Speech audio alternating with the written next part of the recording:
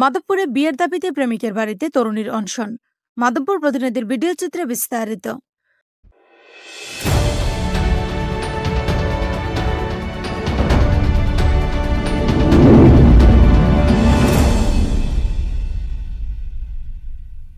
হবিগঞ্জের মাধবপুর উপজেলার চৌমোহন ইউনিয়নের যাবতপুর গ্রামের বিয়ের দাবিতে প্রেমিকের বাড়িতে অনশন শুরু করেছেন এক তরুণী। স্থানীয় সূত্রে জানা গেছে, বরুড়া গ্রামের ওই তরুণী দীর্ঘদিন ধরে যাবতপুর গ্রামের প্রবাসী আব্দুর রহিমের সঙ্গে প্রেমের সম্পর্কে জড়িত ছিলেন। কিন্তু সম্প্রতি রহিম বিয়ে করতে গড়িমসি শুরু করলে সোমবার সকাল 11টার দিকে তরুণী তার বাড়িতে গিয়ে অনশন ও অবস্থান কর্মসূচি শুরু করেন।